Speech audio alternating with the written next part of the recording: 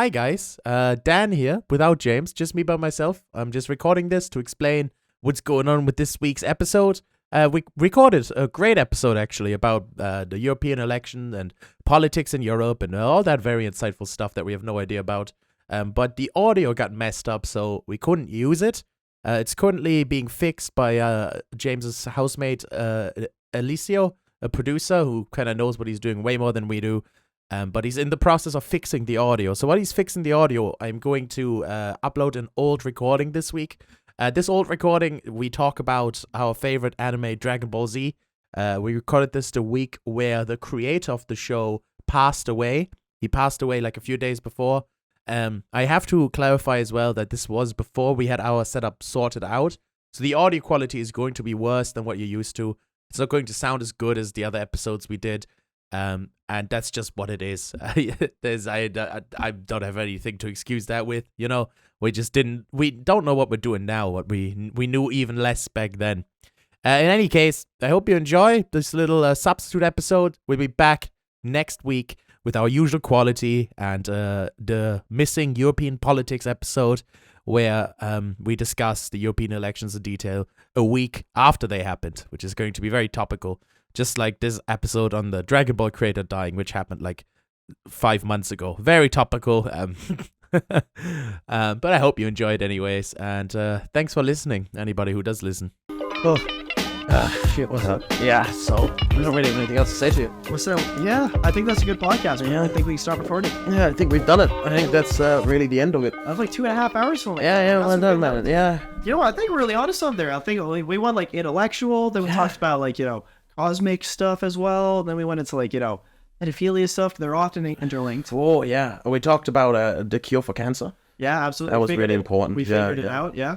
As I just can't believe you knew this entire time. You just didn't tell anyone, James. Well, I didn't know that's what it was. Like, you know what? Turns out there was tumors growing on my bathroom tile because that's what I was using it for. And it worked the same. I get it, but, you should have told me. I didn't know it worked on tumors. Yeah, my whole family died of cancer. You should have told me. That was pretty mean. Well, one kid. Small family. Look, I know my son was all I had. I even got another one, man. I didn't have a wife, ex-wife, or ex-girlfriend or anything. It was just the kid appeared one day. And I had a son. Like the Grinch? Yeah, like the Grinch. He just appeared, like Harry Potter. I was on my door. I think the kids still show up normally in Harry Potter. No, he drops in with an owl. Well, he gets dropped into the Dunsleys, doesn't he? The Dunsleys open the doors and Hagrid's there being like, "Oh, he's a baby." Yeah. Thank God we didn't bring this up on the podcast because this is terrible talking. Remember the stuff we were talking about earlier? That was way better than Harry Potter references. Why are you talking about Harry Potter? Yeah. Well, it was so. You know what I mean? That podcast was just so amazing that we recorded there. Yeah. We went. The thing about the Chamber of Secrets is that you don't know its context, so you don't know what's in it. And that's what this podcast is like the Chamber of Secrets from Harry Potter. It's just classified. Yeah. It's just classified documents in there. Yeah. It's just like info on aliens. Have you ever heard of It's not a snake, it's just a lot of it. Have you ever heard of Harry Potter? Harry Potter. You ever hear of it? I did, yeah. Yeah. What have you heard? I heard that he's Harry Pothead and the sorcerer who got stoned. Oh, he's a Harry Pothead. He's a Harry Pothead, yeah. Nice. He's orange and yellow, lives under the sea. Is this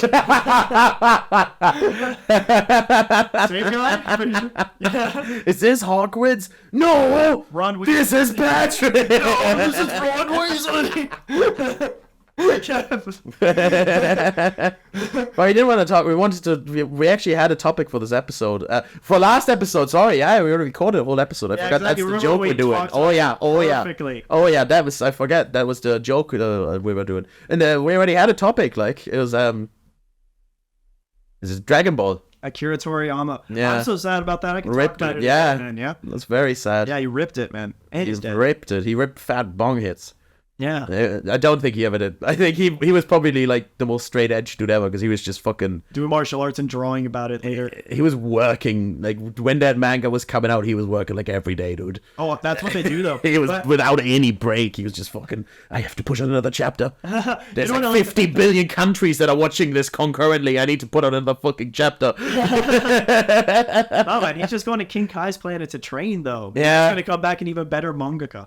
Yeah, maybe that's it. I do love the images of people like posting the Dragon Ball radar, being like, "Don't worry, Toriyama, Well, yeah, we're bringing you back." yeah, that's so funny. That's kind of awesome. 100%. Well, oh man, that show's just iconic though, man. Yeah. Like, I mean, I think it formed like all like a lot of young kids' lives, like the millennials, just because it just dropped in, like especially for like Western audiences, and like this is what our taste of anime was. Yeah. We're like, what the fuck is this? Yeah, that's it, man. And it's just everything in it is like a cliche now.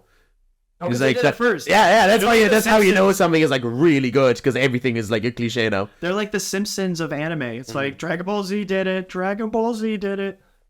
Transformations, there's Dragon Ball Z.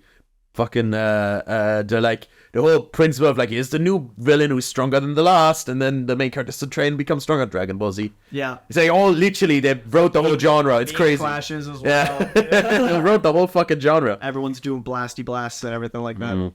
I'd love if there was a Dragon Ball remake where it's like, you know how like every anime now is like morally grey and like, you don't really know. It's all very artsy. It's all become very art house. If it was a new Dragon Ball where Goku's just angsty.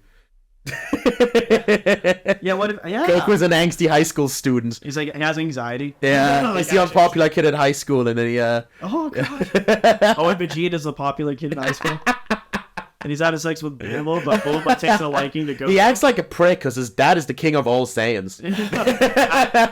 Master Roshi is the gym teacher. And he's a bit of a pervert. Literally, yeah, he gets me too. This is based in the 90s when that was still when that was still okay.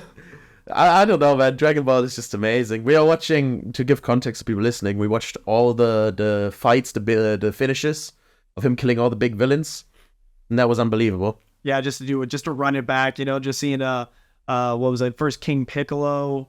No, actually, what was it? Jackie Chan. Jackie Chan. Yeah, exactly. With Roshi in disguise. Yeah, all the classic Dragon Ball, all the way to Dragon Ball Z, and I think there's just so many moments that, like the first time we all saw Super Saiyan, that was insane. That episode where Gohan tries to teach Videl how to fly. Yeah. These are things that are like big moments in my life actually that like I'm different because of them. Let's get into it. So, what's the first memory you have of watching Dragon Ball? What's the first time in your memory that you remember seeing these characters? I saw the Frieza saga because that was on Cartoon Network in the States. I didn't even see Dragon Ball until I was like an adult, or like YouTube came out anyway. Yeah.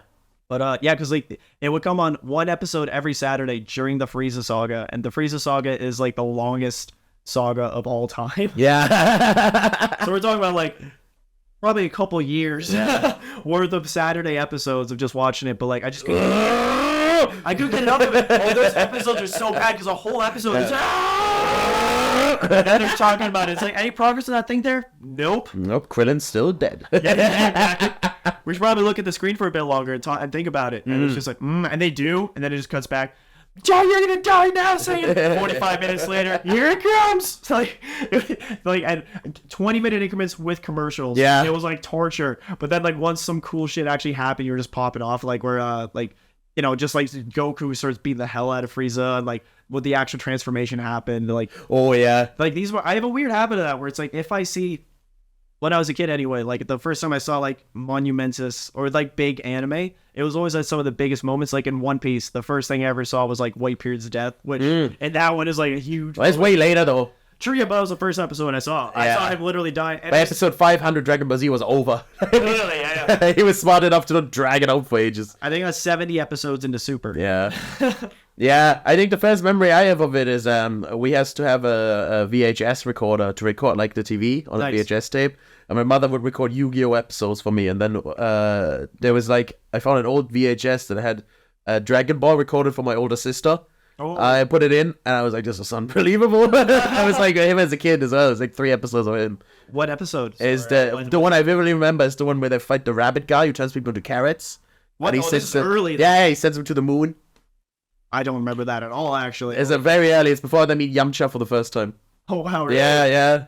Dang. But fair, but still, like, even back in those days, like, at any point you enter, the first time you see any bit of Dragon Ball, it's just like, what is this? Yeah. This is amazing. And I remember this very well because I have to give a shout to my sister here. My older sister. We fought it. Shout out Gretchen. Shout out Gretchen. That's all I know. We fought like often as kids. We were like dickheads to each other. But she did introduce me to Dragon Ball, which is like fucking big respect forever. Because I remember being like, what is this? And she like showed me Dragon Ball Z. I was like, this is fucking unreal. What is this? Do you have 4? Yeah. Because I think it was probably GT was on the TV by the time I started watching like the children's after school block. Yeah. But now I just watched all of Dragon Ball again. It was amazing. Thank you, YouTube. Yeah. Shout out YouTube and Gretchen.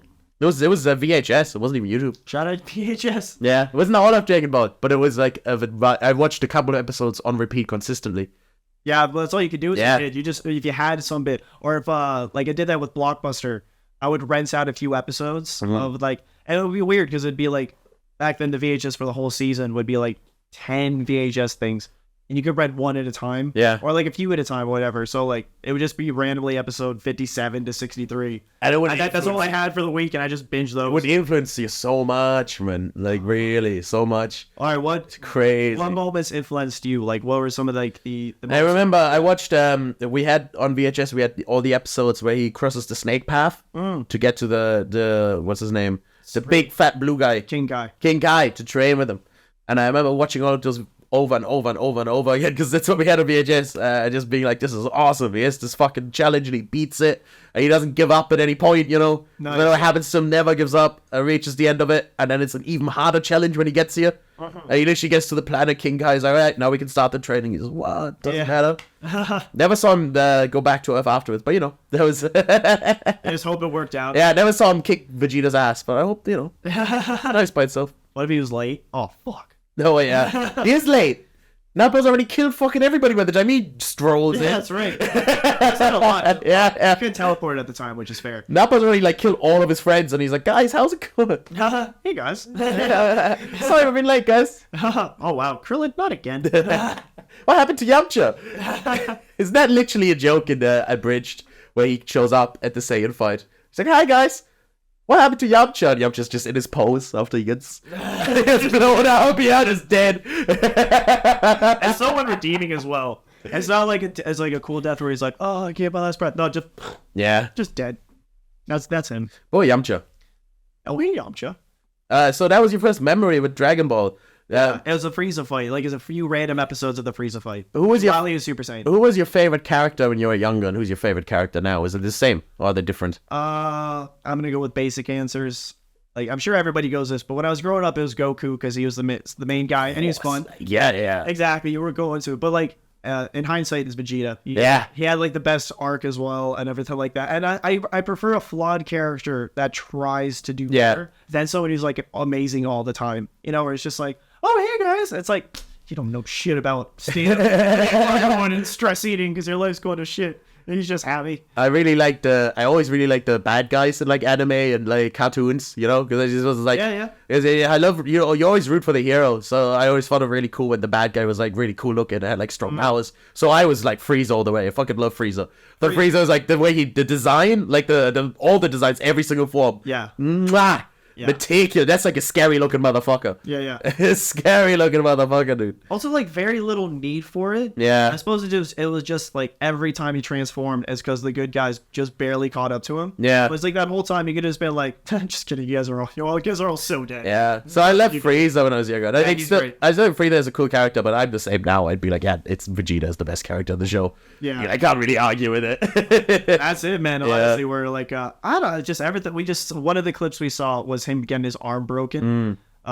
Which you mentioned in the abridged version is actually hilarious. Yeah. Where there's like, oh, you got beat by a girl. But when we saw the actual one, and that one was just like impactful, you just knew like you just got a dose of. I'm gonna do it, James. I'm not going. Are you gonna go pee pee? I'm not gonna entertain the people for 5 minutes. Well, I can't judge him because what I've been doing recently is like if I need a fart, I'll go towards that door, I'll open it, and it'll fart outside, and then immediately close it right after. So thereby keeping the fart outside because I'm a great podcast co-host and friend who's just not going to do that. And goes to the table. I did that last week, and Dan, you should have heard him. He was like, "Whoa!" Yeah, it's not my best work, but it was also my best work. If you get me, like I was. What was that noise you just made? What did you make the noise? That was you after I farted last week before the podcast. Oh, yeah. You went Viking Warrior. You're like, "No!" You sounded like you got bit by a dragon or something. Right, that. Alberta. Oh, 1 second. Are you gonna take a call on the podcast? Do we do that? This is up to you. Alberta. It's probably like my mom or something like that. Oh my god, you pick up, dude. 1 second. Well, no, they stopped calling. I might call back. Oh no. No, wait. If your mom calls again, you can pick up. That'd be really funny. Hi. Maybe I really want to call back, but that's fine. I'll call back. That would be funny next time for sure. I'm learning this as we go on. If your mom ever calls on a podcast, definitely pick up. I think that's gonna be very funny. That was the first time it happened though, so I was nervous. But like that reminds me of like a few podcasts ago. Hi, mom. I'm on a podcast. You know what? Yeah. What? Oh, sure, Jesus, he's famous. Oh, sure, they're calling up him, my boy. All my own work. So that's what she always says. That all my own work. All my own. Oh, yeah. Wait to take all the fucking credit. Yeah. Jesus. Anything bad that I do, she's just kind of like, I sure don't know where you got that from. I didn't get that from me. So that was from y'all, for those who are listening. Yes, please. So your mother takes credit for all the good parts, but all the bad parts are your own fault. Yeah. That fair enough, yeah? That checks out. Yeah, that checks out. I think that's fair to say. I'm going to church. She's a wonderful lady. I am here right now. Look at our Sundays. She helped a lot of people. She gave to the community. Me. What did I do? Hey, man. I out. worked out. You had food on your table. I ate donuts. I spoke to Yeah, if you need to grow up with a few issues, that's just fucking part of the problem. Like, that's you're a comedian. Like, yeah. You need to have a few issues with growing up. Yeah. Mom, you need to understand the comedy club is my church. Okay? The audience is my God. And the donations are going to me. That's an interesting one. Did you That's a fucking funny thing. Your mother is religious, very religious, right? Oh, very Which is my mother is very religious as well. Did your parents have an opinion on Dragon Ball? They didn't mind it, except for the parts where it was in hell, because my mom was like, "Oh, sure, they're demons," but they were like, every demon is harmless in that show, except for. She's like, "There's scenes where like someone is fondling underwear, or Moon Roshi just grabs a few titties." Well, to be fair, and she's like, "Well, that's hell. That's bad." And meanwhile, the demons are just like German stereotypes. Yeah. Oh yeah, so Goku is in there. Oh, we better put up this challenge for him. That's satanic symbolism. That's ruining him. Yeah. It's ruining him. Oh my! He will never beat this challenge. And then it shows like I don't know, Jackie Chun or something like that. She's like, "Yeah, that's pretty accurate." No, but to be fair, I did a pretty good job of showing her not the sexual assault. I showed her like the fight scenes and stuff like that. Yeah. So, and for that stuff, she's like, as long as you don't take it out on me. She'd say something like that. Sure. I wouldn't. Oh, no, she'd see Frieza and throw like the disc, and she'd say something like, sure, I wouldn't have him over for dinner. And my mom was great. And she's I wouldn't have him over for dinner. makes his own dishes. I don't care. You can eat it outside. And then there's another one where she'd be like, I don't like. Sometimes she'd get really into it. Like for my sake, even though she didn't understand it. Or if I was like 10, I'd be like, "Oh shit!" I was like, and she'd be like, "What?" I'd be like, "Yugi just succumbed to the seal of Orichalcos." And she'd be like, "Oh shit!" And she'd be right there. "Oh fuck, what are we gonna do?" And I was like, "Oh no, Mom. Step 1, go to Walmart. We need more cards. All right, Yeah. we'll take it from there." And she's like, "Right." I don't think my mother had any opinions on Dragon Ball. I think that was one that she didn't really care about. I'm sure she didn't understand. It's fine. It's because my oldest sister watched it, I watched it, and my brother watched it. So I think there was a point when she was like, well, all three of them like it, so there has to be something to this, Yeah, and none of them are serial killers. And also my dad fucking loved it. Dad fucking loved it. Yeah. Anything that promotes martial arts, he's like all the way behind. So he loved it. Well, because for the viewers at home, your dad's a black belt in karate. Yeah. And he took up it later in his life as well. Hey, double black belt, okay? Fucking. Double black Do belt. not discredit Clemens on my podcast. You should give me one. Huh? You should give me one. You can't just give over a black Give me belt. one. You got two. That's the funny. Give me your backup one. You don't need That's something that's really funny. And I think that's why like Dragon Ball was all about overcoming your obstacles and growing and becoming stronger and not giving up. martial arts. Yeah, and he does Shotokan karate for the listeners, which is karate that really focuses on technique instead of like real life application. So you still obviously don't have to fuck people up because it's fucking martial arts. Yeah. But the focus lies on clean technique and really being able to perform everything absolutely perfectly. So he loved Dragon Ball because a lot of that was in Dragon Ball, where like all the training would be like we just learned how to walk in 5,000 gravity, shit like that. He was like, that's brilliant. That's brilliant. Kicking 5,000 gravity. Yeah. I'm gonna win every competition. Because it spoke to the same ideology that Shotokan karate speaks to, which is like you have to perfect every technique. And he honed that ability to become the most dangerous double black belt in rural Germany. And the only, probably. There's like 3 guys. They all like Dragon Ball Z. He was just the best. That's cool though. See, that's another thing though, where like the impact of the show, it's like there's some universal things about the show that like make such big impact. That's why like the passing of Akira Toriyama is sad. Like it's sad as shit, man. I think it was only like 68, I think. You could have easily done it. One short of the big time. Yeah. Like, could have been 69. Of course, you could have 69. That's never not funny. To never die. Not funny. Yeah. 69 is the one. So die on Give me a sense of being quick. Die on the 20th of March. That's 320. No, 420. Wait, no, March is 320. What is January, February, March, April. Die on the April. Sorry. You show up at 320. Where is everyone? It's just me. I'm here on time. There's no. I know I swear I know the calendar. I'm not super incapable in life. I am pretty. You're like, what is the 20th month? I gotta be there. I gotta be there on the 4th day. Well, it restarts. So December is 12th and January is 13th. February is 14th. So it's like October 8th. It's like October. February is 14th. It's like October. I swear I know the calendar. I swear I know. I'm not a fucking idiot. I know how the months go. I know the. Okay. I know. It's okay. It's okay. I'm pretty sure it's August. It took me time to figure that out as well. I wasn't there either. But like, you're dying on this hill for whatever reason. I know the calendar. You have to believe me. I have one right there. January, February, March, April, and the rest. June. Is June after April? Bruh. Maybe not. Oh, it's May, right? April, May. Yeah. Oh my god, can you do the alphabet? What's first? Okay, check this out.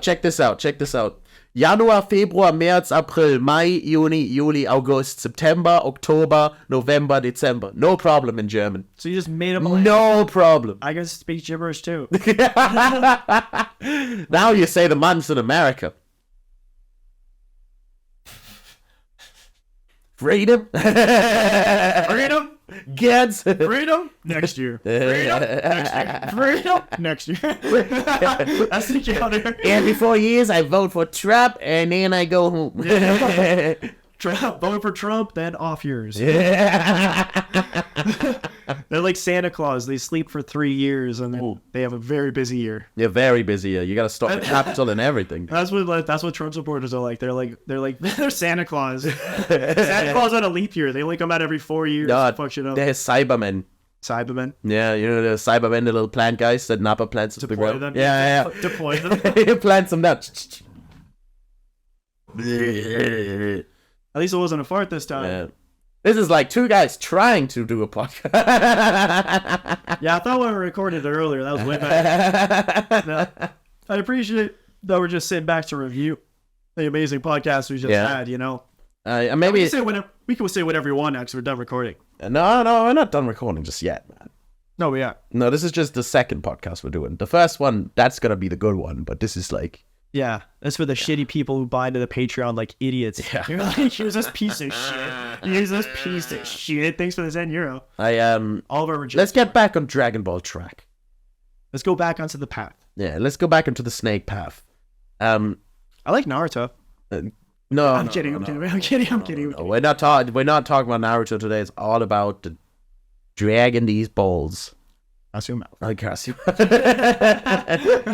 But I had more questions because I was thinking about questions related to Dragon Ball earlier that we could discuss. What's your favorite arc? Your favorite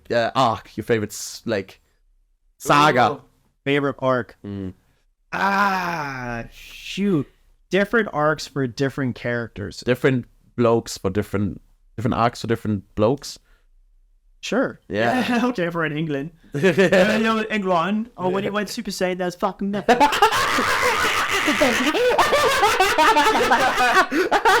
in the UK Dragon Ball Z market. Alright. Yeah. Blue.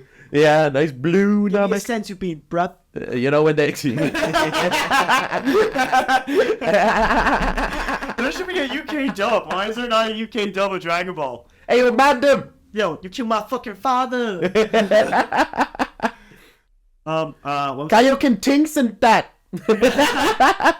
Kaioken tinks and that, madam. It's not Kaioken. It's just Liverpool or Manchester, whichever one's red. I don't give a fuck. Oh fuck, that was funny. What were we talking about? I don't know, dude. I don't. Oh no, you're talking about favorite arcs. I said different arcs for different blokes. So let's see. All right, let's keep it simple for Goku. Favorite arc for Goku. I really liked. It's gotta be one of the early ones. I'd probably say probably that first one with Vegeta, where the Saiyan Saga. No, the Saiyan Saga's good. The Saiyan Saga, because after he died and that whole thing where it's like the whole thing is like Goku's not even here right now. Yeah. Are we gonna be okay? The tension was there. The fucking training was on point. The fights. Were Nappa was incredible in that, man. I think back on how good Nappa actually was as a character. He was so good. Oh, he's great. Yeah, he's so good. Just even like we were talking about this earlier, but like it's so clever that Toriyama had Vegeta come down with this like hulking muscle guy, looks unbelievably strong, and then they finally overcome Nappa, and Vegeta is like, oh, I'll just wipe him out with one like hand movement. I'm like 10 billion times stronger. Yeah, like with one finger, just like I'm a million times stronger, and I'm like half his size, you know? Yeah. It's really clever. It's really clever writing when you think about it. 100%. Yeah. Well, because it suggests something about Vegeta, where it's just like, oh shit, that big guy's taking orders from that guy. Yeah. What is that guy doing? You know? Yeah. He used to have brown hair. Yeah, no, wait, it was red, right? It's ginger Vegeta. Something like that. Brown ginger. Red. Yeah, and then he just changed color. He was doing that way before Super My Saiyan. favorite arc in Dragon Ball is... Oh, yeah. What is your favorite My arc? favorite arc, and I was just making a joke. I wasn't going to give you a serious answer. But my favorite arc in Dragon Ball... And what's your joke? And now I feel like I have to answer seriously because you asked. And now I'm like, fuck, now I have to be sincere. Now I don't know what... My favorite arc in Dragon Ball is when Vegeta... Start over. No, just shut the fuck up, okay? Just, all right, from the top. Yeah, I'm quit. Take a breath. I quit. No. So My favorite arc in Dragon Ball is when Vegeta and Nappa go to that bug planet. Oh, yeah. And they just blow up the planet. That's like one episode. That's not my favorite arc at all, but... It's a good arc. That's a funny episode, yeah. Tiny arc. And then they fly off and all the insects are like, thank you for destroying the king and saving us, our heroes. And they fly off and Vegeta just blows up the planet. Yeah. Call the police, but not for me. Oh, yeah. Vegeta. They're literally like, oh, our saviors, you've saved us. You've brought democracy to our planet. Yeah, literally. And the reason he's like, because they're selling planets, right? That's like the premise, that they go to planets and take them over and they sell them. And he's like, this planet isn't going to be worth anything. Really? Yeah. It's like an unripe fruit. Yeah. So there's like, yeah. He's like, this is not gonna, they're literally like, you've saved us, now we can finally begin anew as a peaceful civilization. It's like, this shit ain't gonna make any money. Like, why even bother with this? Might get some money for the rocks. You like rocks? You want to bring out rocks? But I think my genuine favorite arc has to be Frieza. Like, it's so stretched out. But I've also I've read a lot of have you read the manga? No, not the whole manga. No. I don't mean to fucking over Dragon Ball gatekeep you, but just throw my wine in your face. I have read the manga and I've watched the show. And I think the manga, the Frieza saga, is really good. I think in the show, the Frieza saga is kind of shit. Really? Yeah, it's good, like, but it's just so stretched. We were talking about it earlier. It's just so, it's like unwatchable at parts. Yeah. If you like watch it all back now, and there's like 20 episodes in the middle where nothing happens. Imagine watching that 1 week at a time. Yeah. Yeah. On Saturday night. So I had no plans Saturdays for 2 years because I was at 10 o'clock at my own house watching Dragon Ball. Somehow that's less bad though than binging it and just watching like 2 hours of nothing. Yeah. And then like you take your phone off and just like, so it's on the TV, you're just like half watching it. Yeah. That's good. Now, to actually be a part of it in the commercial, there is some sort of like investment gratification you get out of it. But yeah. The fact that this is taking so much time is cool. And in the manga, the Frieza saga is like inarguably the best, but I probably like the Cell saga the most in the Cell anime. saga is great. Cell so many great moments. Future Trunks, yeah, one of the best characters in the show. Future Trunks, the androids, Cell, in the future, even like Hercule. Yeah. Hercule! Yeah, Hercule fucking shows up. That's the best character they'll fucking do! Or somebody just like, I got this, no problem. Oh! How did we not talk about Hercule when we talk about favorite characters?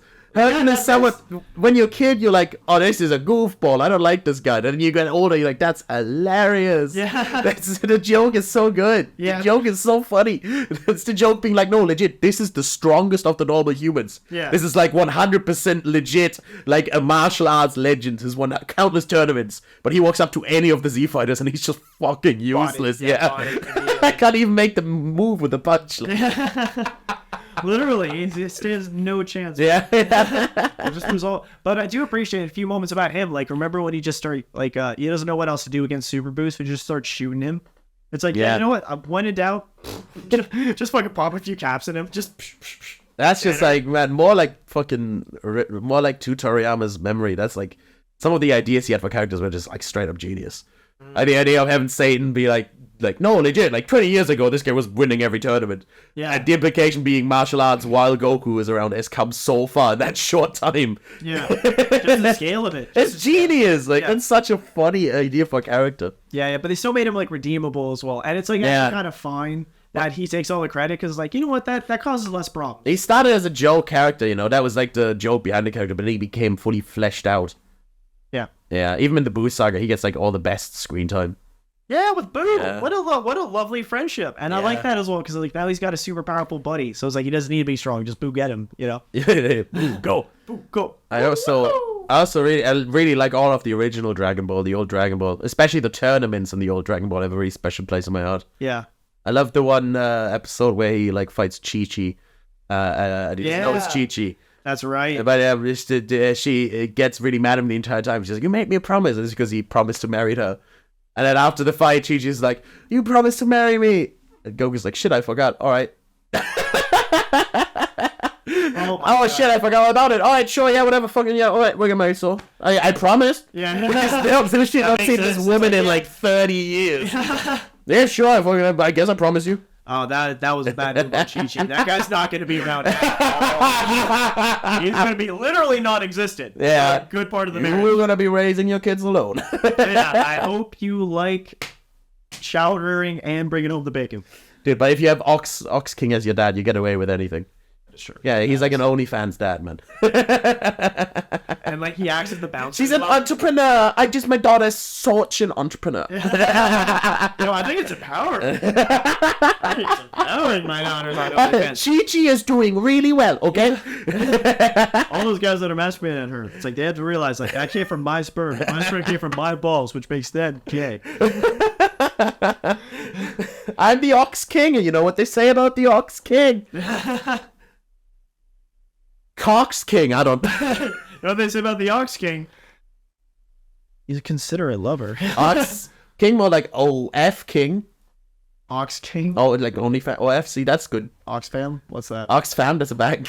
Yeah, like, I'm the Oxfam King. You owe me €200. Reasonable interest rates, and my daughter's a entrepreneur. Okay. I was gonna say slut, but no, entrepreneur. To be fair, Chi-Chi is not at all. Like when it comes to female characters in anime, I didn't care for her first outfit. Yeah, but no. Well, there was a lot of weird child genitalia and old Dragon Ball. That's never easy to watch. Like if someone walks in, like, whoa, that's never a good sign for the video. That's because Toriyama has a very perverted sense of humor. Like even like after the first Dragon Ball, he just is the sort of guy who thinks, haha, Willy is funny.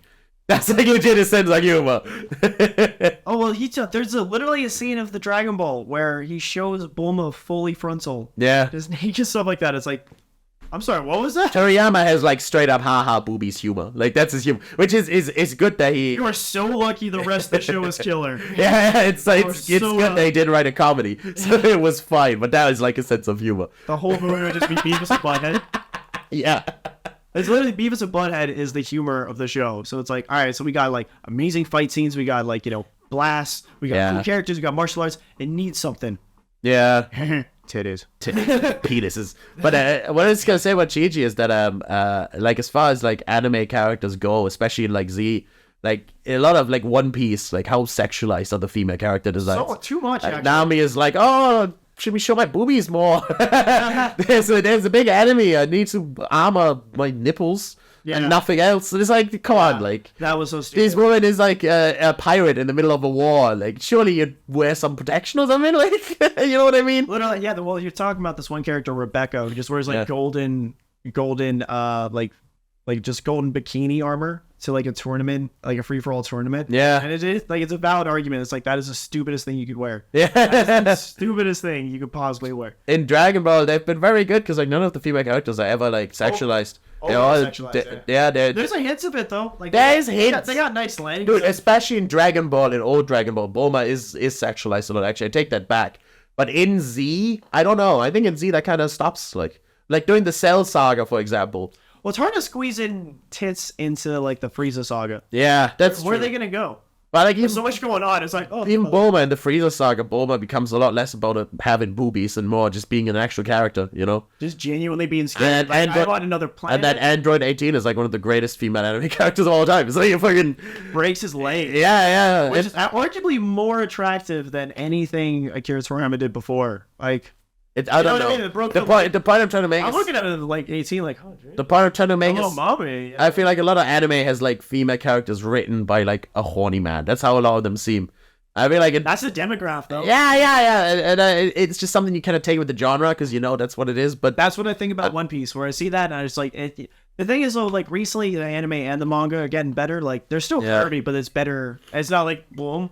And it is what it is. It's like whatever. But I like that Android 18, for example, was a character that was just a strong character. You know, like she had like female interests, like she liked shopping and stuff like this. But it was never played like a stereotype. It was just who she was. It was just what she did. Yeah, she was just an actual human being, which like a lot of action anime at the time weren't treating the female characters like equal human beings. I know. If you think about it, and the Reggie was just fucking She's calm, cool, and collected. Yeah. Which is way hotter than over sexualization. Yeah, well, now you've made it. You made a sex objective again there, James. Do you want some? Yeah, I thought you were fucking Zuckerberg in me. Zuckerberg? What does that mean? That means sucking my dick on Facebook. So shout out. Remember when you could poke people on Facebook? Oh, that's so creepy. Yeah, you could poke people.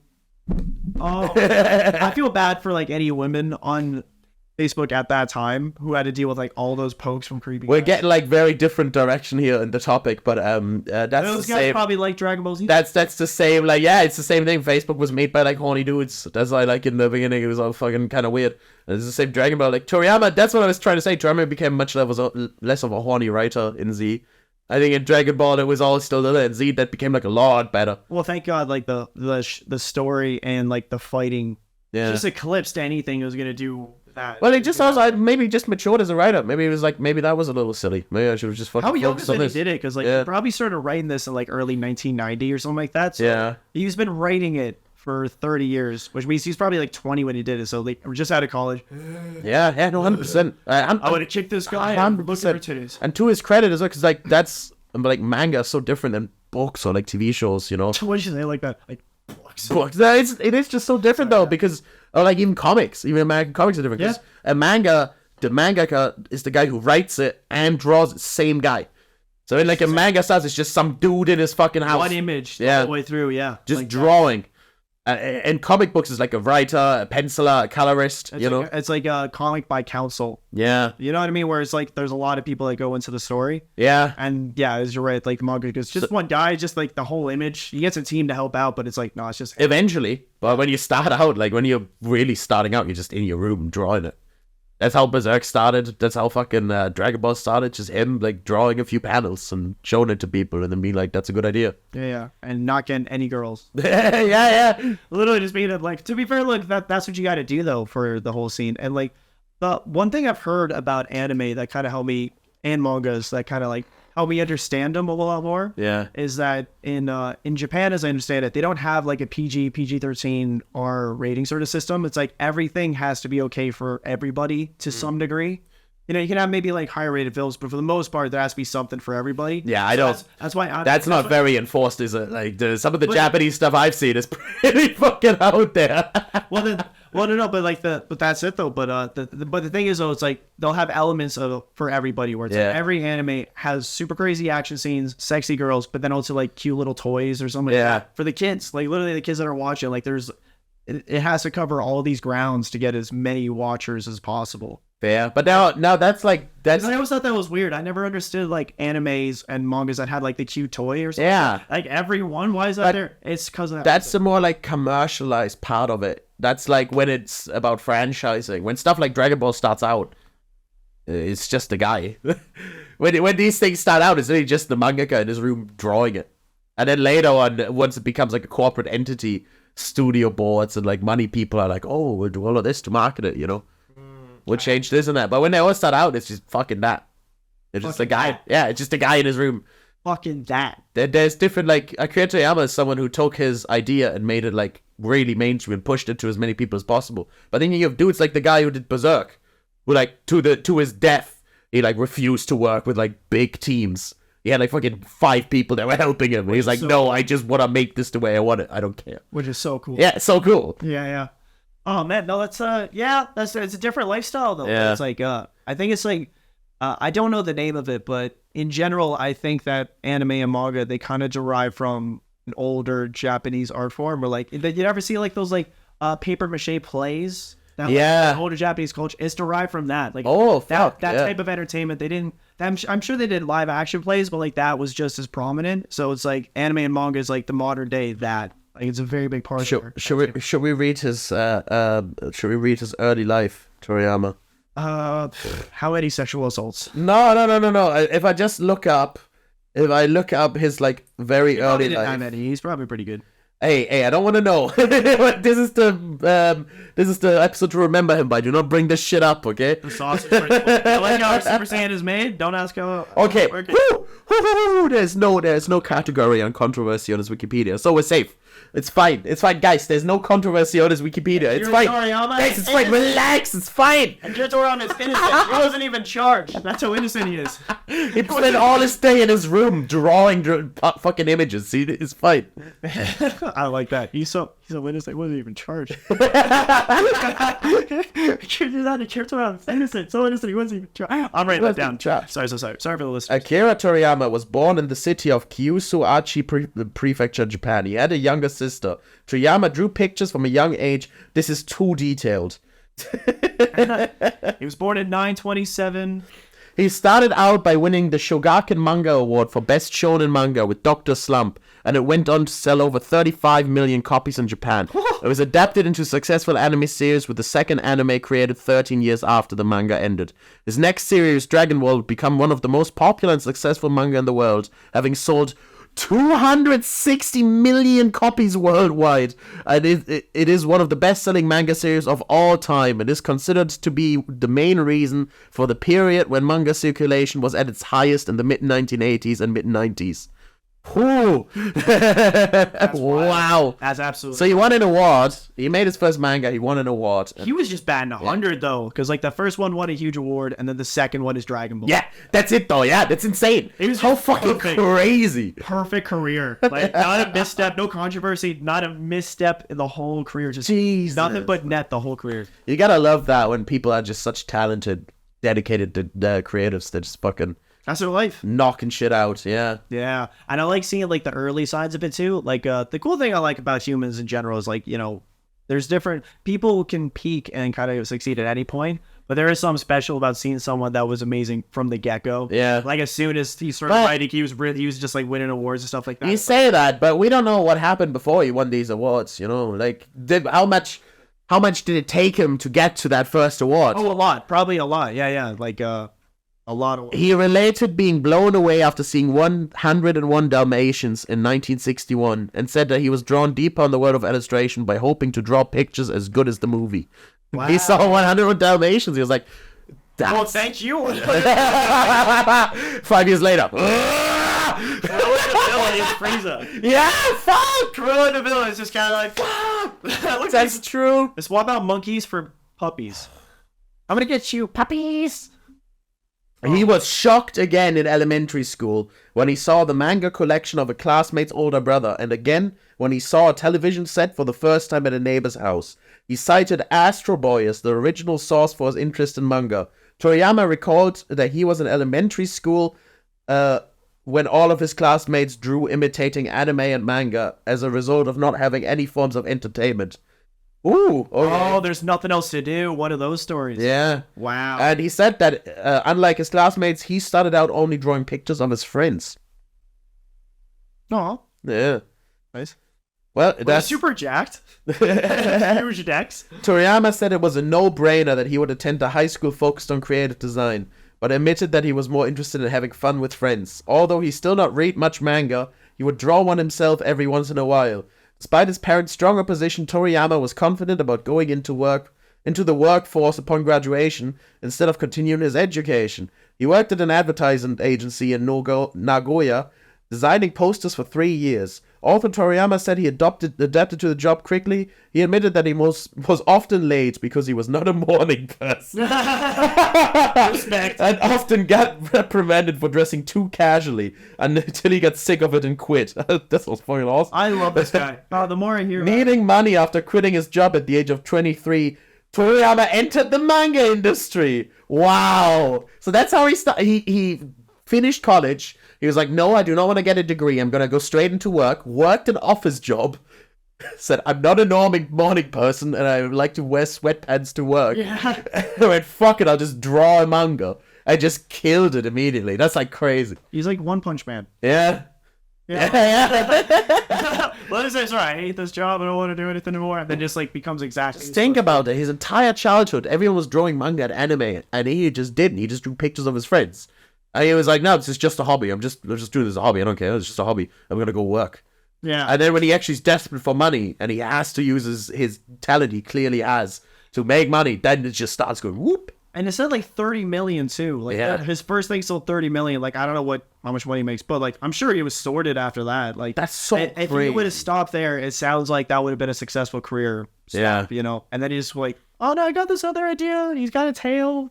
You know, you ever hear that story about the Monkey King? Yeah, let's think about doing something about that. Sometimes, like, it's just turns into the biggest franchise. It just makes me imagine, like, all the like geniuses who are stuck working office desk jobs in the world, who are just doing the same monotonous shit, turning up late for work, just not fitting in. Yeah, and like all it takes is like a day where you lose your job and everything comes crashing down, and you have to try and pursue a career, and suddenly you're just doing the thing you need to be doing, you know? Yeah. Like, imagine if he stuck with his office job. Imagine what would happen to anime, dude. I'd be like, that's crazy. The world would be less for it, you know? Yeah. Anime would have never been as popular. That was, he really, like, he changed the world to a very tiny degree, but, like, that's still huge. But, like, yeah. Because of him, culture... like I'm pretty sure, like, even like, you know, what was it, like all around the world, like even like what we quote unquote evil countries, something like that, like evil countries. Well, like Saddam Hussein, for instance, he liked Dragon Ball Z. You know what I mean? Like everybody was like, yeah. Wasn't it Osama bin Laden? You think about him? There was Osama bin Laden, Dragon Ball. They were both underground. That was a common thing at the time. Yeah, eventually. Yeah, it was deep in the ground with a fucking banana. I might be thinking of Osama bin Laden. Yes, those Osama bin Laden was yeah, he had like an anime collection, a lot of Dragon Ball Z. So like, yeah. Well, like in between doing like 9/11 and hiding, he was just binging the Frieza saga, and he had time. Hey, dude, shout out Osama bin Laden, man. Yeah. Thank God we didn't bring it up earlier when we were filming the real podcast. Yeah. That would be such a terrible talking point. Everyone would hate us. That's another thing, Dragon Ball... No, actually, I was going to say Dragon Ball got away with our, like, racist stereotypes, but they did have Mr. Popo. The rest was fine, though. Mr. Popo is, like, vague enough to where it's like, all right, he might be an alien, which means it might be okay. Yeah, I guess so. You know what I mean? I guess so, but still, like, it besides that, it didn't really have any racist stereotypes. Well, yeah, really. There wasn't many other races. No, there was. There was aliens. There's Nam, who is the Indian, supposed to be like Indian character. Oh yeah, well especially Dragon Ball. Yeah. I'm thinking about Dragon Ball Z. They're all just saying. He's a bit stereotyped, like he's got the turban and everything, but like Nam is a badass in the show. Like you fucking like, he's like the first guy who nearly kicks the shit out of Goku in a tournament. He's awesome. And they don't stereotype him. Oh, there's Germans. Yeah. They stereotype you guys pretty hard. There's General Blue, the gay German from the Red Ribbon Army. Yeah. Is that also Hitler? Like, there was actually, like... Oh, that was actually Hitler. Yeah, that was actually Hitler. Yeah. Lieutenant Trunks. Blunt and blue eyes. Yeah, like, you would love that. Like, of all the people... That's the scene, isn't it? Yeah. He comes in the movies like, blunt and blue eyes, we should recruit them, not fight them. And Trunks and Goten just blow him up. Yeah. Oh my god. Oh my god, that was so funny. Shout out to BZ Abridged. Great show. Yeah, isn't that the actual original? I think we had this argument a few weeks ago. I think you're right. Yeah, I think you we had this argument a few weeks ago. It's the just in the original. We should recruit them, and it's like, whoa. Everybody involved. Just, whoa. Alright, the writers, the directors was, whoa, how did you get that? What's up with the Hitler jokes in Dragon Ball? That is a good one, I'm not mad. I do like that, how, like, the values that, like, Dragon Ball is covering in the show, where it's like teamwork, friendship, hard work, fuck Nazis. you know, always keep trying harder. It's like, alright, gonna pepper in that little... Okay, in case that wasn't explicitly clear, genocide. Yeah. But in the end, man, I just kind of, like, I think this is nice. We've really showed our appreciation for what the man has left, I think. Yeah, now let's talk about the pain he's left in his wake now. There is none. If we get actual Dragon Ball fans listening to this, they're gonna hate you. They're gonna be like, James said he was a pedophile. I'll be their Frieza. Yeah, you'll be their Frieza. Oh man, I would love to do that. Anyone want a Dragon Ball Z fight? Fucking roll up, and we'll do it out back. Honestly. Before we have to fight. We have to attempt to fight like Dragon Ball. Before we end this, we should learn about how we got his first release his first manga to get a bit of structure in this, you know. Sure. Needing money. I'm just reading out Wikipedia, by the way. So a lot of podcasts will like write scripts. That's what we in the business call structure. A lot of podcasts will like write scripts and like plan this out. I'm just gonna be reading his Wikipedia page, because who gives a shit? Credit Wikipedia. Needing money after... Shout out Wikipedia. Shout out Wikipedia. Shout out Wikipedia. Without you, I would have never got my degree. Needing money after quitting his job at the age of 23, that rhymed, Toriyama entered the manga industry by submitting to a work to an amateur contest in a weekly shonen magazine, which he had randomly picked up in a coffee shop. The timing did not line up for the contest, but another manga magazine accepted submissions for the Newcomer Award every month. Some guy who would later become his editor, I'm not going to try and pronounce the names because I'm just going to get into trouble, who wanted to become his editor later, read and enjoyed Toriyama's manga, but was not eligible to compete because it was a parody of Star Wars instead of an original work. Wow. Toshima sent the artist a telegram and encouraged him to keep drawing and sending him manga. This resulted in Wonder Island, which became Toriyama's first published work when it was published in a magazine. It finished last place in the reader's survey. Aw. So see, he had a tough start. Oh, okay. No, that's cool. His second manga, Wonder Island 2, was also a flop. His stubbornness would not let him, and he continued to draw failing stories for a year. This is his own words. Claiming around 500 pages worth, including the published Another Island manga.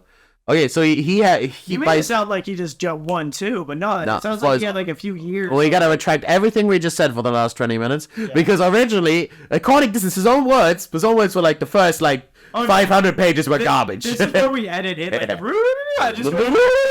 First competition won a national award, third million. Second one, Dragon Ball. That's the dangers with headlinism, because in the original up here it just says fucking he was awesome, and you read down, you're like, oh no, he had a few stinkers. It takes time though. Well, it makes sense though. It does, yeah, dude. That's it though. It does take time. It would be astonishing if he came up with Dragon Ball Z from the get-go. When Toriyama told him, he was told to draw some more female characters, and he created Tomato the Curtsy Gumshoe. What the fuck? Just that sentence alone. It's like, just give us a woman. You know what a woman looks like? Yeah. Tomato Gumshoe. Feelings encouraged, he decided to draw another female-led manga and created Dr. Slump. And Dr. Slump was immediately a huge success and made him a household name overnight. But that's it, man. I find him so inspiring. I find that even more inspiring. But he had a year of stinkers where he was like, I hate what I'm creating. And then just because he kept at it, he never gave up. suddenly one was like fucking incredible. That was his training arc. Yeah, that was training. That's probably where it all came from later. That was his hyperbolic time chamber, except there was no time difference. He just waited a year. Yeah. He had a year's worth of training done in a year. And then he created Dr. Slump, and that'd be interesting to look into, Dr. Slump, because I'd be curious to see like the precursor. Dr. And Slump also is like good, how man. similar it would be in style. No, it's Dr. Slump's a comedy. Nice. Yeah, it's a comedy, and it has like it's kind of like Dragon Ball, the original. Okay. There's a lot of the good parts. There's a lot of the parts of Dragon Ball that don't. So wait, age a lot well. of like a lot of boobies and A stuff. lot of Winnies. It has that stuff. Yeah, We were just bashing the humor of Dragon Ball. So you mean to tell me his first popping off one was one that was just humor? Just that type of humor? The whole thing is just like Sex Offenders Magazine. No, there's not Sex Household Offenders magazine. The It whole is- humor like of Dragon Ball is kind of like I would say it's a bit like Japanese Powerpuff Girls. If you need a comparison, the story's similar to okay, that. okay, that's It's about like a doctor who builds his own daughter, and she's like super strong. Cool. Like she's in Budokai Tenkaichi 3. She's in that. She's a Raleigh. She's the little girl with the cap. No way! Yeah. I always wondered who she was. Yeah, that's the Dr. Slump's main character. Did she make it into the original show? Yeah, she had a few cameo appearances. That's so cool. And she's like, canonically, she's like stronger than every Dragon Ball character. Really? Yeah. She's super powerful. That's amazing. But she's in a comedy thing, and the whole joke is that she's like way too strong, so she tries to solve problems and just like destroys everything. Wow. That's most of the humor. That's hilarious. So I'd be like, my driveway is blocked, and then she'd be like, no problem. Destroys the whole house. There you go. Oh fucking hell! Yeah, that's very funny. But you know what? Good for it. That's such a cool story, though, man. And like, I think you're right. It's like diamonds are created under pressure. So Yeah. it's funny how like cause he got fired or quit the job. Like that was the thing that was like, all right, now or never, got to do this. Yeah. And the world is better for it, you know. That's man, and you know what? I think that's fucking just inspiring that he had stinkers. I don't like that though because it inspires a lot of terrible people. But then they're never gonna I'm be kidding, good. I'm kidding, I'm kidding. No, everybody give it a shot. Everybody, whatever your dream is, give it a shot. You know, you got one life to live. You gotta throw yourself at something, have fun with it, and then success hopefully comes after, or you'll be dead. And then you know what? In which case, problem solved regardless. You know. So Dr. Slump comes out, very inspiring. Gotcha. Dr. Slump comes out and wins a shit ton of awards. Like literally a shit ton of. He just gets entered into awards by his editor and like wins them. A fan club gets opened. He gets his own figures. It just wins every single award going, right?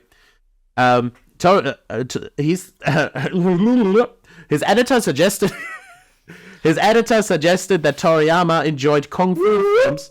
As Toriyama really enjoyed kung fu films, apparently he was just like watching kung fu films with his editor. So his editor was like, "You really enjoy kung fu films? You should create a kung fu manga." This led to a 2-part series called Dragon Boy, published in October 1983. It follows a boy adept at martial arts who escorts a princess on a journey back to her home country. Dragon Boy was well received and evolved into become the initial series Dragon Ball in 1984. So that happened. Amazing. That's how it happened. Yeah, Just a casual conversation. his dad is like, you watch a lot of fucking kung fu movies. Why don't you try doing something like this? And then he's just kind of like, yeah, I'll dabble. Proceeds to create the biggest anime. You know what? I'm kind of learning about Toriyama. I'm learning about Toriyama that he's like, he really is like kind of like a really talented NPC. Like he's never the driving force that pushes him to do the right thing. Yeah. But circumstances push him, and he's just kind of like, all right, I guess I just do an amazing job at this. So everyone says it nowadays, so it's kind of like, you know, overdone. But like he just what you said there, he does sound like the kind of guy that's like quote unquote is just going with the flow. yeah, Where he's like, you know, I don't want to do this. I guess I'll do comedy. Oh, not comedy. I guess I'll do comic books. Yeah. I guess I'll do edit. I'll write mangaka. But then it just does that, and then he's like, oh, cool. What's next? And he's like, then he gets suggested doing martial arts one. yeah. Yeah, that sounds fun. And like, I don't know. I think good things come from that. If you're in a good That's headspace. true. He's just going with We the flow, just yeah. roll with it, you know? He's got a good editor who like pushes him to do new stuff. Yeah. Who enters him into competitions. Early and on stuff. too, Yeah. because you said like the editor put up with the shit for like a year, not Yeah, just, yeah. you know, like a year of like not going anywhere until eventually. Well, he submitted his stuff to a competition. And shout out feminism for, you know, like Hey, yeah, it's like being like, draw a woman. Have you ever tried drawing a woman? but like looking he gave it a shot, and then he just proceeded to create like what sounds like a female icon, not feminist. Yeah. I'm not gonna say feminist, but like a female icon over there. All right, yeah, no, absolutely. It's like, okay, Absolutely. thanks for that amazing, amazing icon. To be honest, it sounds like his editor really pushed him. And sometimes that's what you need, is someone to push you the right way. Because his editor's like, you should have a female lead character, and then he has success. His editor's like, you should do a Kung Fu manga. He's an hey, artist. success. He's an artist, man. He Yeah. just, like pushed or pulled into things. He doesn't, That's it, dude. you know, he's not like he's not like just he's very. It sounds like if you're the artist life, you kind of are just kind of like hanging out and just finding fun shit to do. Yeah. Then you have some other people that are just like freight trains that just do stuff. Well, you need the talent for it, man. If it sounds like he, no matter what happened, always had the talent, because his editor saw the thing he submitted to the competition and sent him a telegram, you know? Yeah. Being like, keep drawing, please stay in touch with me. Like, if you see one, like, amateur attempt, you're like, I need to stay in touch with this dude. There must have been something there to make him go, wow. Literally. Thank God all of his friends had black and yellow hair. And again, we're all super strong. You got good at that really quick. He's just from the get-go. All of his characters are just super big all the time. Yeah, maybe this editor is who Frieza's based on. He's I like, hope that. That's like a great guy. Like, what? He does sound like a good influence, yeah. I hope that's not the case. Serialized in 1984 to 1995, Dragon Ball is one of the best-selling manga series of all time. It began as an adventure joke manga, but later turned into a martial arts fighting series, considered by many to be the most influential manga of our time. Dragon Ball was one of the main reasons for the magazine's circulation hitting a record high. At the series' end, Toriyama said that he asked everyone involved to let him end the manga so he could take some new steps in his life. During that near 11-year period, he produced 519 chapters. Moreover, the success of the manga led to 5 anime adaptations and mega merchandise. Aside from its popularity in Japan, Dragon Ball was successful internationally as well, including Asia, Europe, and the Americas. Whoa! Damn right. So what happened? So he made Dragon Boy, which was a success. It was well received. And then he made Dragon Ball, which he published in the Shonen Jump magazine. That's where he started publishing it. Because his editor had connections with him. They all liked the stuff, so he started publishing it there. And because of Dragon Ball, that magazine became the best-selling magazine in Japan, pretty much. Nice. It was just immediately a hit. Like, that's crazy. Man, the stars aligned for him, you know? Yeah. Must have gathered those Dragon Balls and made one wish. Wanted to kill it as a mangaka. Inspiring, anyways, man. That's a cool career. Yeah, so... Cool career to look back on. Yeah, no, so if we could take a moment of sincerity there, like, he will be missed. He made a big impact on us all. Yeah. And it's cool. It's cool to see the story of it all. Like, I think he would be very happy with the life he lived. I don't know much about it, but you know what I mean? Like, what else could you want to It seemed, accomplish? as you said, it seemed like he was the sort of human being who just kind of go with the flow. Yeah. And just fucking work hard, no matter where the situation ends up. And that's cool. Yeah. I respect the shit out of that. I should have lived one more year, though. Yeah. 69. Oh, man. And on the same humor he started with. Like, you know, who about that? Oh, sick. Yeah. I love that at the end of it, he was begging his team to let him end. I was like, please, can I stop doing fucking Dragon Ball? And I'm sure a lot of people know this, but the reason he got back into it and created Super was because the live action Dragon Ball was so bad. He's like, he just put his cigarette out and was like, gotta get back to work. Yeah. I heard it really pissed him off. Literally, like, it was perfect, you know? I wonder how he felt about GT, actually. Yeah, well, I think that was probably, like, it sounds like when Dragon Ball was ending and it became this mega million machine, he just wanted it to end, because you can imagine, like, an award-winning artist who just constantly tries new ideas. He constantly creates new mangas, and then he has to stick with Dragon Ball for fucking 11 years, you know? At the end of it, you're like, I just want to do something new. Like, I just want to start a new project. This is fucking super boring for me now. I have a quick question, though. Yeah. On that Wikipedia article, were the text changed to past tense? Why? Was it kind of like Toriyama was... Yeah. Fuck. That's sad, isn't it? Yeah. A bunch of people are like just fiends. They see a dead person like, here we go. Yeah. That's Why? in seconds as well. Change it within seconds. Oh, man. Well, I wonder, like, you know, do they automate that? I don't know. I just thought that... No, have you ever seen Wikipedia editors? They're all like fat neckbeard dudes who just sit at home and like play Wikipedia all day. And they Is that those are the same people that just like walk dogs or something like that? No, they're just the Wikipedia editors are full-time jobbers. Like they're just full-time at Wikipedia, but they do nothing else but just go through Wikipedia like. I couldn't do that. I get lost. Some of them, it's funny when like some of them end up being like Nazis and shit, because like there's like always like editing wars going on where there'd be like the Holocaust, a big misunderstanding. Seriously, shit like this, like a huge group of like editors would be like, oh shit, you guys are Nazis too? Let's go into all the articles and start editing shit. And it always takes Wikipedia ages to find out because they're all like huge nerds. They have no idea how. You know what, like the Jewish people page, and the first thing he says, well, first of all, can't take a joke. That's fucked up, but it's funny. Like, I don't know, like that'd be a very fun 24 hours. Yeah, that could go all sorts of ways. So like any sort of influence in Wikipedia could be funny for edits. Like what if there's people who just like really hate Dragon Ball? Every other Wikipedia just hates Dragon Ball, and they just start editing the page and be like, so Dragon Ball was a waste of my fucking time. Yamcha's the best character.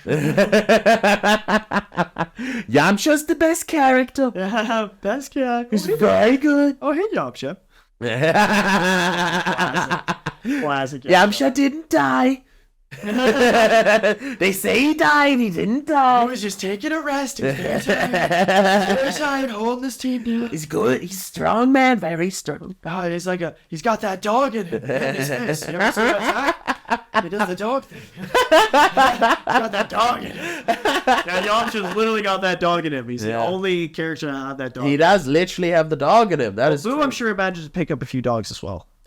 Yeah, he probably eats like a lot. He's got a lot of dogs. Right, only Fat Boo ate things. Kid Boo just killed shit. That's true. What about Cell? Did Cell eat dogs? No. It's humans. He only ate androids, and he sucked humans. But he only like swallowed the androids, but the humans he was just fucking sucking. Yeah. Yeah. Oh no. Humans, that's for sucking. He had the little, and then it would go into them and go, and it would follow up. Yeah, he would look over at humans and be like, that human. He is like the guys in Dune 2 who like suck the water out of everybody. You ever see that Norm Macdonald's bit like on this podcast where he's like, you look like a guy who's good at sucking. Yeah, sucking and fucking. That's very random. I'm sure Norm Macdonald and Akira Toriyama would have gotten on great. That would have been a better podcast than this one. Well, the one we just recorded, I don't know. That was a really good one. That was a really after good one. recording, we're just doing. Yeah, Norm Macdonald. What would Norm Macdonald say? What would Norm Macdonald do? All right, let's try to act this out. So was Norm Macdonald. He would probably question like, so you draw pictures? So these Dragon Balls. So the dragon is a man, then, yes. And so these Dragon Balls of him, like, does he have to cough? So let me get this straight. God is a green guy. Little antennas. Well, I don't understand. But when does he die for our sins? Or when does he die for our sins? The Saiyan saga. I'm 200 episodes in. I'm starting to think this Frieza guy is awfully racist. Again, you boys.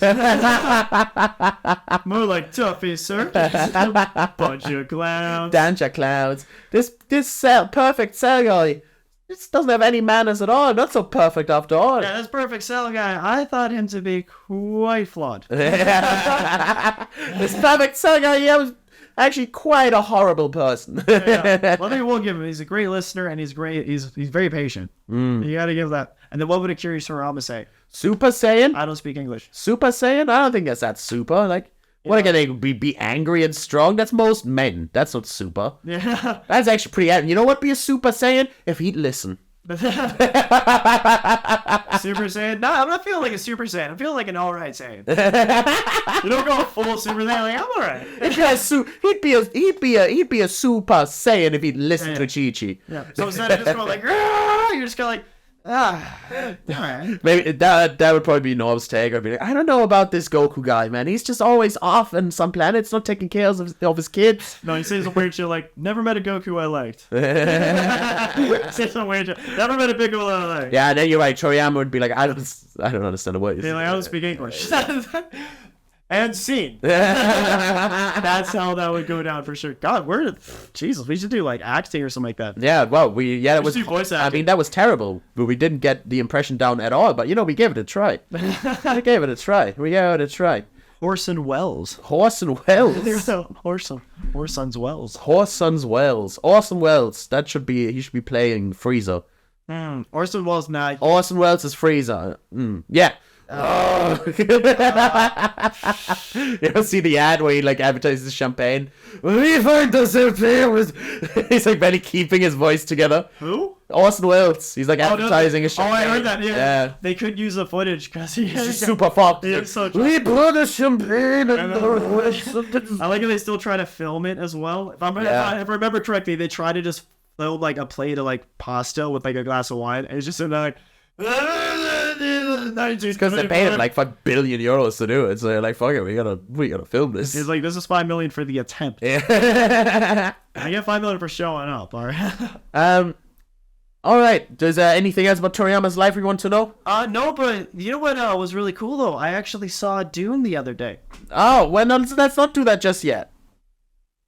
Let's not do that just yet. Keep the people entertained. Let's not be doing that. I think we should look at him start Dragon Ball Z. All right, you gotta look. All right, get them hyped for that. I'll be right back. Oh fuck! I gotta get them hyped. I think instead of trying to get the people hyped, I will just read this out to you, and then James can pretend he never heard of this.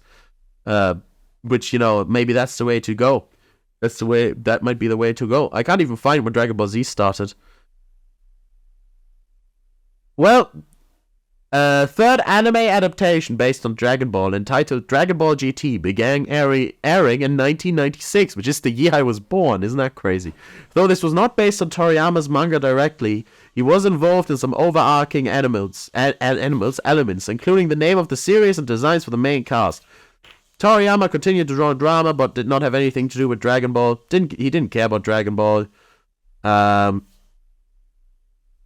In 2012, Dragon Ball Z Battle of Gods was announced to be in development, with Toriyama's involvement in its creation. The film marked the series' first theatrical film in 17 years, and the first time Toriyama had been involved in one as early as the screenwriting stages.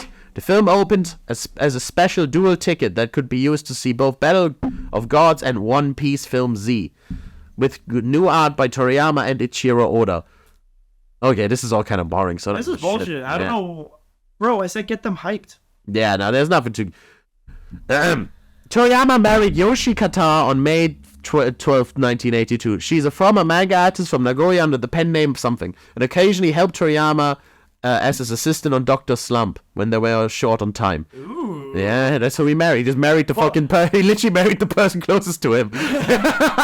Yeah. Oh, well, no, that worked out. He probably was just, like, all he was doing was drawing fucking manga. That's all he was doing every single day. So he probably just, like, the person close to him is the one he ended up marrying. It makes sense when you think about it. Well, that's probably his standard, where it's just kind of like, she's probably just kind of like, hey, do you need a hand with the manga? And he's like, marry me. His priority is like, you're into this and you want to help? Oh my god, that's it. He is well known to be a recluse who avoids appearing in public or media. Toriyama had a love... Even more so now. Yeah, wow. That's not appropriate, and you should apologize to the people right now. I'm sorry. I don't support this. Toriyama had a love of cars and motorcycles, something he inherited from his father, who used to race motorbikes and operated an auto repair business for a brief time, although he did not understand any of the mechanics himself. That's pretty funny. That's pretty... Every motorcycle that comes in, he's just kicking the tire. Well, I think it's your carburetor. You're doing a great job, Dad! Oh. And you say he was running it despite the fact he didn't know what was going on. Oh! What? I think maybe, I don't know what's meant here. This Wikipedia article is not clear enough in its writing, so Wikipedia editors, get onto this shit right now, because you're fucking up. You're fucking up. We're gonna find you. Yeah. You can't... Editors. You can't... I'm not sure if it means Toriyama or his dad who didn't understand the mechanics. It's unclear in the writing. Wait, what? It's unclear. I don't know if it refers to... You can read the sentence yourself. It starts at Toriyama. But it's not clear whether that means his dad or him. It's not very well written. Toriyama had a love of cars, something he inherited from his father. He used to race motorcycles and auto...